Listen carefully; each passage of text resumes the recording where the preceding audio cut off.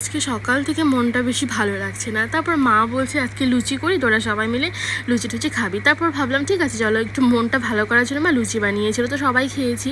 তারপর বসেছিলাম ঘরে, কিন্তু আমার মামা হঠাৎ করে ফোন করে বললো যে চল একটু ঘুরে আসি। অ্যাকচুয়ালি মামাও বুঝতে পেরে গেছে যে আমাদের মনটা ভীষণই খারাপ। মানে আমার মেজো মামার দোকানে আজকে হচ্ছে পয়লা বৈশাখ অ্যাকচুয়ালি, তো সেদিনকে আমাদের মেজো মামার দোকানে ভীষণ মানে পুজো হয়। ছোটো থেকে দেখছি সেই মামার দোকানে পুজোই হয়, আর আমরা ছোটো থেকে ভীষণ আনন্দ করি। মানে ওই একটা দিন আমাদের জন্য মানে ভীষণ স্পেশাল। আগের দিন থেকে ড্রেস ফ্রেস ধুয়ে ফুয়ে রেডি টেডি করে রাখবো, এটা ওটা গোছাবো, ফুল উঠাবো। সকাল থেকে মামা আমাকে সবসময় দায়িত্ব দিত যে তুই 5টায় উঠে কি 4টায় উঠে ফুল মানে রাখবি সব বেশি বেশি করে, আর পুজো হবে দোকানে সেখানে নিয়ে যাবি। তো ছোটোর থেকেই মামার দোকানে গেছি। পুজোর দিনটা ভীষণভাবে আমরা মজা করি, সুন্দর করে পুজো করি, আমরাই উপোস থাকি, সব কাজ করি, পুজো করি, তারপর খাওয়া দাওয়া। এবার হয়তো ভালো করে পুজোটাও করেনি, তাই ডাকাও হয়নি। তো আমরা ছোটো মামা আমাদেরকে নিয়ে একটু ঘুরতে গেছিলো, তো আমরা 3-4টা রিসোর্ট ঘুরে ফেলেছি, কোথাও খাওয়া দাওয়া নেই। এত ঘুরেছি মানে 2 ঘন্টা শুধু ঘুরলামই।